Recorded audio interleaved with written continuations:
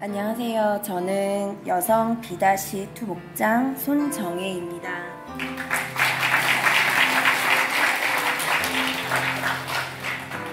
예일교회 오기 전 저는 사회생활의 바쁨을 핑계로 저녁에는 힘듦을 술로 달랬고 술안주를 반찬 삼아 아이들을 키웠으며 친구들과 직장 동료, 신랑과 세상을 더불어 즐기면서 살았습니다. 나름 평안하고 만족한 삶을 살고 있다고 생각했습니다. 그러나 삶의 큰 문제는 둘째 아이가 초등학교에 입학하면서부터 시작되었습니다. 수업 시간에 들어가지 않고 나쁜 친구들과 어울리기 시작했습니다. 그래서 직장을 그만두고 잘한다는 상담센터를 계속 찾아다니며 상담을 받았습니다. 그런데 상담을 계속 다녀도 나아지는 것이 없이 행동이 더욱 나빠졌습니다. 자녀 교육관이 다른 신랑과의 잦은 다툼이 생겼고 경제적인 어려움도 밀려오고 있었습니다. 이렇게 어려운 순간이 찾아오니 어렸을 때 잠깐 경험해 보았던 교회가 생각이 나서 교회를 나가게 되었습니다.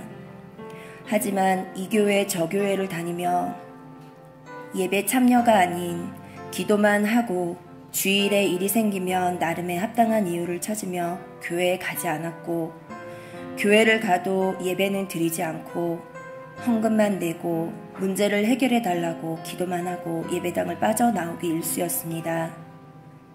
삼류 신앙보다 못한 신앙생활을 하다 보니 문제는 해결되지 않으면서 더 깊어져만 갔습니다.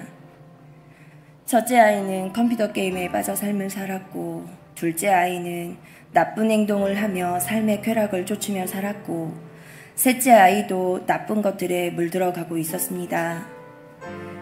누구나 살면서 고비가 찾아오겠지만 아이들 문제도 버거운데 더 큰 고비인 전세 사기라는 경제적인 문제가 찾아와 지칠 대로 지친 저는 살라는 것인지 죽으라는 것인지 알 수가 없었습니다. 이렇게 무너지는 삶을 붙잡고도 살아야 하기에 무작정 교회에 들어갔는데 그것이 예일교회였습니다. 이렇게 쓰러지듯 들어와 드린 예배를 잊을 수가 없었습니다. 하나님은 예배를 통해 고되고 불평과 불만이 가득했던 저의 마음을 말씀으로 달래주셨고 찬양 가사로 위로해 주셨습니다. 그러다 어느 순간 내 인생이 너무 힘들다고 고백하는 눈물의 기도를 하게 되었고 그날 전혀 알 길이 없어 주위에서도 포기하라고 했던 집주인과 그 가족의 연락처를 알게 하셨고 제가 기도한 이상의 것으로 급한 경제적인 문제도 해결해 주셨습니다. 그때 하나님의 살아계심을 깨닫게 되었고 진짜 믿어야겠다 라는 생각에 예일교회에 등록을 하게 되었습니다. 새가족 수료를 하고 처음 가게 된 목장은 저를 따뜻하게 맞아주었습니다. 목장에서는 저희 기도 제목으로 함께 기도해 주고 때마다 주시는 기도의 응답을 함께 기쁘게 느끼게 해주심으로 한가족이라는 의미를 깨닫게 해주셨습니다. 목사님의 권유로 들어간 회복캠프에서 본 예수님의 십자가 영상을 통해 나의 죄를 알게 하고 회개의 눈물을 흘리게 하셨습니다. 그리고 자연스럽게 양육반까지 이어지게 되었습니다.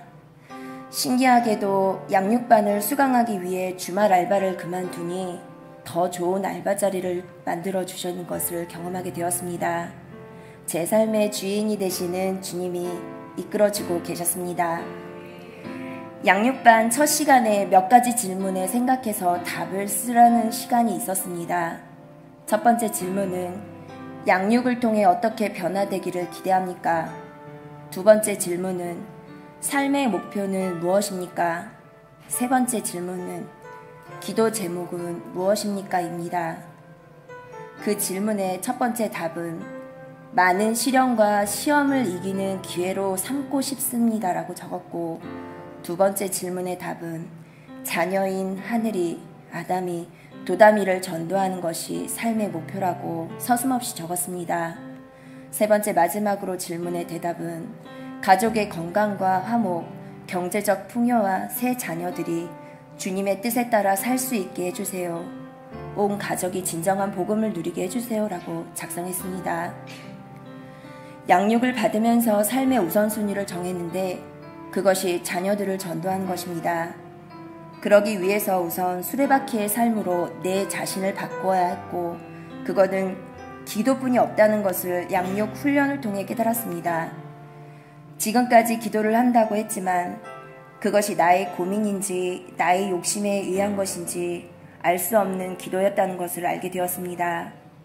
그리고 구체적인 기도를 어떻게 하는 것인지, 응답을 받는 기도는 무엇이고 어떻게 하는 것인지를 기도 응답의 확신을 통해 배웠습니다. 또한 나의 죄가 십자가에서 다 해결되었고 지금도 하나님께서 부족하고 연약한 나의 죄를 사하시고 자녀 삼아 주신 것을 확신하면서 자녀된 건세로 기도하는 것을 사제의 확신을 통해 깨달았습니다. 저의 기도는 확신이 더해져 갔습니다. 그리고 하나님은 저의 기도에 하나씩 응답하셨습니다. 첫 번째는 큰 아이의 가슴의 혹을 제거하는 수술이 잘 이루어지기를 기도했는데 잘 되었고 건강해졌습니다. 두 번째 응답으로 둘째에게 나쁜 영향력을 미치는 직장에서 나오기를 기도했는데 직장에서 나오게 되었을 뿐만 아니라 초청 예배에 초청되어 등록하게 되었습니다. 이제는 잘 정착하기를 기도하고 있습니다. 그 외에도 보일러 문제 해결, 내 마음의 짜증, 셋째 아이의 친구 문제 등 많은 기도의 응답이 바로 이루어지면서 나는 사랑받고 보호받고 있다는 것을 새삼 깨달았습니다. 주님을 진심으로 믿으니 이처럼 삶의 문제들이 하나씩 해결되고 있었고 무엇이 부족한지 아시고 무엇이 필요한지 다 아셔서 저에게 가장 좋은 방법으로 해결해 주시고 승리의 삶으로 이끌어주고 계셨습니다. 양육을 받으면서 양육의 우선순위를 두는 대가를 지불할 때 놀라운 영적 성장이 일어난다는 것을 배웠습니다. 쉽지 않지만 수레바퀴의 삶 또한 배웠습니다. 매체인식 성경 읽기와 셀 라이프를 하게 되었고 성령 충만받기 숙제로 참여한 금요 철야를 계속 나가게 되면서 부족한 기도가 채워지게 되었습니다. 양육을 받으며 첫 강의 이후에 술을 끊게 되었고 말씀과 기도의 삶으로 패턴이 바뀌어 가고 있었습니다. 비록 아직은 하나님의 말씀도 잘 모르고 수레바퀴의 삶이 지켜지지 않는 것이 많지만 하나님께 기도드리면 때가 되어졌을 때 반드시 응답하실 것을 믿습니다. 그래서 아는 만큼 하나님을 섬기겠습니다. 계속 훈련을 받으면서 조금씩 아는 것을 늘리면서 섬기겠습니다. 그래서 주님의 군사로 살아가겠습니다. 양육을 끝까지 받을 수 있도록 기도해 주시는 목장 식구들 정말 감사합니다. 양육을 함께 받는 동기들 감사합니다. 14주간 열정과 말씀으로 이끌어주신 강사님과 매주 말씀으로 인도해 주시는 담임 목사님께 정말 감사합니다. 제 손을 끝까지 잡아주시고 삶의 주인이 되어주시는 하나님께 영광 올려드립니다.